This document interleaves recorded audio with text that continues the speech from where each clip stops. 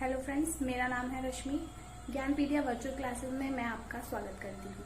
आज जो हम टॉपिक पढ़ने वाले हैं उसका नाम है प्रकाश संश्लेषण, जिसे हम फोटोसिंथेसिस भी कहते हैं। ये टॉपिक 4th क्लास से शुरू हो जाता है और कॉम्पिटिटिव एग्जाम्स तक चलता है। आप जो भी कॉम्पिटिटिव एग्जाम्स देंगे उसमें इससे रिलेटेड सवाल आ जाते हैं। तो चलिए शुरू करते हैं। इस टॉपिक को पढ़ने से पहले हमें ये जानना होगा कि पौधों में पोषण कैसे होता है।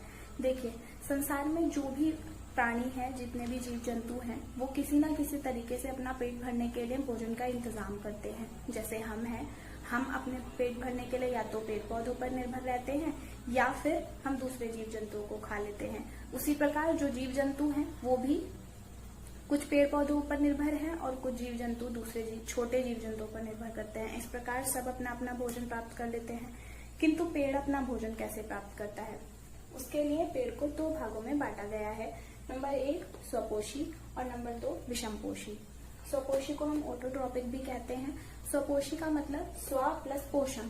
स्व मतलब स्वयं, मतलब जो पेड़ पौधे अपना भोजन खुद बना रहे हैं उन्हें हम स्वपोषी कहते हैं। और विषमपोषी, जो पेड़ पौधे अपना भोजन खुद नहीं बनाते हैं उन्हें हम विषमपोषी कहते हैं। तो विषमपोषी जो है वो भी 4 भागों में बांटा गया है। उसके बारे में हम आगे पढ़ेंगे। अभी हम पढ़ते हैं स्वपोषी के बारे में कि स्वपोषी पेड़ पौधे अपना भोजन कैसे बनाते हैं। स्वपोषी पेड़ पौधे वो होते हैं जो प्रकाश संश्लेषण की सहायता से अपना भोजन स्वयं बनाते हैं। अब प्रकाश संश्लेषण शुरू होता है। तो प्रकाश संश्लेषण के बारे में जब भी हम सुनते हैं तो हमारे दिमाग में 2 शब्द आते हैं, प्रकाश प्लस संश्लेषण। प्रकाश का मतलब सूर्य का प्रकाश यानी कि सनलाइट, और संश्लेषण का मतलब एक साथ मिलना। मतलब सूर्य के प्रकाश में कुछ चीजें आपस में मिल रही होंगी और फिर उनसे क्या बन रहा होगा? पेड़ों का भोजन बन रहा होगा। तो आइए देखते हैं कि कौन कौन सी चीजें मिलती हैं। सबसे पहली चीज मिलती है CO2। CO2 क्या है? जब हम सांस लेते हैं तो हम ऑक्सीजन गैस अंदर लेते हैं और दूसरी जो गैस हम छोड़ते हैं उसे हम CO2 कहते हैं। दूसरा, पानी हम लोग पेड़ों को दे देते हैं या किसी अन्य माध्यम से उन्हें वो पानी प्राप्त हो जाता है। तीसरा, सूर्य का प्रकाश। और चौथा है क्लोरोफिल यानी कि पर्णहरित। क्लोरोफिल इंग्लिश में होता है, पर्णहरित हिंदी में होता है। पर्णहरित पेड़ में पत्ती में पाया जाता है। 4 चीजें होती हैं, CO2, पानी, सूर्य का प्रकाश और पर्णहरित। अब इन चारों चीजों की उपस्थिति में पेड़ अपना भोजन कैसे बनाता है उसके बारे में पढ़ते हैं। देखिए, पेड़ में जो पूरी प्रकाश संश्लेषण की क्रिया होती है वो पत्ती में होती है। मतलब जो पत्ती है वही पूरी प्रकाश संश्लेषण की क्रिया करवा रही है। कैसे? देखिए, जब भी हम पेड़ को किसी भी पेड़ के 5 भाग होते हैं, जड़, तना, फूल, पत्ती और फल। जो जड़ होती है वो मिट्टी में उपस्थित जितने भी पोषक तत्व हैं उनको बाकी पेड़ के अन्य भागों तक पहुंचाती है। हम पानी देते हैं, पेड़ को जड़ में देते हैं, वही जड़ क्या करती है? तने से होते हुए जो पानी है उसे विभिन्न भागों तक पहुंचाती है और इसी प्रकार जो पानी है वो पत्ती तक पहुंच जाता है। दूसरा जो होता है, पत्ती के अंदर छोटे छोटे छेद होते हैं जो हमें वैसे दिखाई नहीं देते। अगर हम उसको सूक्ष्मदर्शी से देखेंगे तभी हमें दिखेंगे।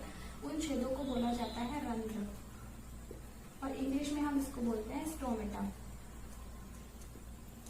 ये जो रंध्र होते हैं वो जो कार्बन डाइऑक्साइड हम लोग के द्वारा छोड़ी जा रही है उसको पर्यावरण में से अवशोषित करके पत्ती तक पहुंचाते हैं।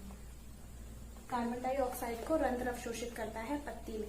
और उसी प्रकार पत्ती में जो क्लोरोफिल यानी कि पर्णहरित होता है वो जो सूर्य का प्रकाश है उसको अपने अंदर अवशोषित करता है।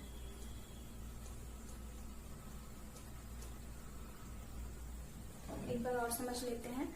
जो पत्तियों में छोटे छोटे छेद हैं यानी कि रंध्र हैं, स्टोमेटा है, वो कार्बन डाइऑक्साइड को अवशोषित करते हैं। और जो क्लोरोफिल यानी कि पर्णहरित है वो सूर्य के प्रकाश को अवशोषित करता है। और पानी जो पत्ती को वो कहाँ से मिल जाता है? तने के द्वारा प्राप्त हो जाता है। पत्ती पूरी क्रिया को अंजाम देती है और उसके लास्ट में बनता है ग्लूकोज, मतलब कि पेड़ का भोजन, और ऑक्सीजन जिसे हम O2 लिखते हैं, ऑक्सीजन बनती है। ये ऑक्सीजन वापस पर्यावरण में मिल जाती है और उस पर्यावरण से हम वो ऑक्सीजन प्राप्त कर लेते हैं और सांस लेते हैं। और जो ग्लूकोज है उसे पेड़ अपने भोजन के रूप में प्रयोग कर लेता है। जो थोड़ा बहुत ग्लूकोज उसमें बच जाता है वो फल के रूप में बाहर आ जाता है, जिसे हम लोग ले लेते हैं। इस प्रकार ये पूरी प्रकाश संश्लेषण की क्रिया जो है वो समाप्त होती है। एक बार और समझ लेते हैं। प्रकाश संश्लेषण वह क्रिया है जिसमें जो पेड़ है वो कार्बन डाइऑक्साइड, पानी और क्लोरोफिल के साथ सूर्य के प्रकाश की उपस्थिति में क्रिया करके क्या बनाता है? ग्लूकोज और ऑक्सीजन बनाता है। ऑक्सीजन क्या होती है? उसे हम लोग ले लेते हैं, और जो ग्लूकोज होता है उसे क्या करता है? पेड़ ले लेता है, और पेड़ में जितना भोजन उसे चाहिए वो उतना प्राप्त कर लेता है। यदि उसके बाद जो स्टार्च यानी कि ग्लूकोज बच जाता है वो पेड़ में फल के रूप में बाहर की तरफ को आ जाता है, जिसे हम लोग के द्वारा ही अवशोषित कर लिया जाता है, ले लिया जाता है। अब हम पढ़ते हैं विषमपोषी के बारे में। विषमपोषी 4 प्रकार के होते हैं: परजीवी, कीटभक्षी, प्रतोपजीवी और सहजीवी। हम पढ़ते हैं विषमपोषी वे पेड़ पौधे होते हैं जो अपने भोजन के लिए दूसरों पर निर्भर करते हैं। किस प्रकार से? परजीवी, जिन्हें हम पैरासाइट भी बोलते हैं, वे पेड़ पौधे हैं जो अपने भोजन के लिए दूसरे पौधों पर निर्भर करते हैं। जैसे कि एक अमरबेल होती है, वो जिस पेड़ पर होती है उस पेड़ के चारों तरफ लिपटती चली जाती है और उस वाले पेड़ से पोषण प्राप्त करती है, खुद भी पोषण प्राप्त करती है। किससे प्राप्त कर रही है? जिस पेड़ के चारों तरफ वो लिपट कर बढ़ रही है। तो इसका उदाहरण है अमरबेल। दूसरा होता है कीटभक्षी, जिसे हम इंसेक्टिवोरस भी बोलते हैं। कीटभक्षी, जैसे नाम से ही है, कीट मतलब कीड़े मकोड़े और भक्षी माने खाना। जो पेड़ पौधे अपने पोषण के लिए कीड़े मकोड़ों को खाते हैं उन्हें सेवन करते हैं। जी हाँ, पेड़ पौधे ऐसे भी होते हैं जो कीड़े मकोड़ों को खाते हैं, और इनको खाने का रीजन ये है कि जिस जमीन में ये होते हैं ना, उस जमीन में नाइट्रोजन की कमी होती है, तो उस नाइट्रोजन की कमी को पूरा करने के लिए कीड़े मकोड़ों को खाते हैं, जिससे उनके अंदर जो नाइट्रोजन की कमी है वो पूरी हो जाती है। इनके उदाहरण है घटपर्णी, ड्रोसेरा और वीनस फ्लाई ट्रैप।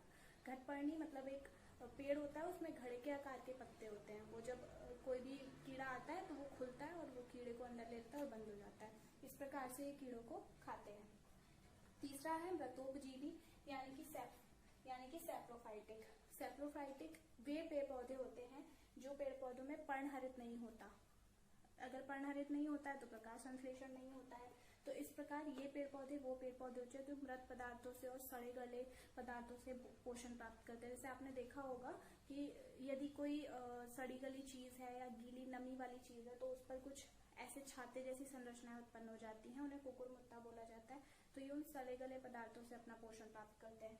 चौथे हैं सहजीवी, जिन्हें हम सिम्बायोटिक भी कहते हैं, और ये अपने पोषण के लिए एक दूसरे पर निर्भर करते हैं। 2 प्रकार के पौधे हैं, एक इससे पोषण प्राप्त कर रहा है तो दूसरा इससे पोषण प्राप्त कर रहा है, एक दूसरे पर निर्भर है, एक दूसरे की सहभागिता कर रहे हैं, इसलिए इन्हें सहजीवी बोला जाता है। उदाहरण में कवक और लाइकेन। जैसे ब्रेड होती है, अगर ब्रेड कुछ दिनों की पुरानी हो जाए तो उस पर हरे हरे रंग की फफूंदी लग जाती है, तो वो क्या कर रही है? वो उससे पोषण प्राप्त कर रही है और वो उससे पोषण प्राप्त कर रही है। यही होते हैं कवक और लाइकेन, ये एक दूसरे से पोषण प्राप्त करते हैं। एक का फायदा नहीं होता है, दोनों का फायदा होता है। तो आज का हमारा ये टॉपिक कंप्लीट होता है। आज हमने पढ़ा प्रकाश संश्लेषण, पौधों में पोषण, स्वपोषी पौधों के बारे में और विषमपोषी पौधों के बारे में। अगर आपको मेरी वीडियो अच्छी लगी है तो लाइक करें, शेयर करें और मेरे चैनल को सब्सक्राइब करना ना भूलें। Thank you so much.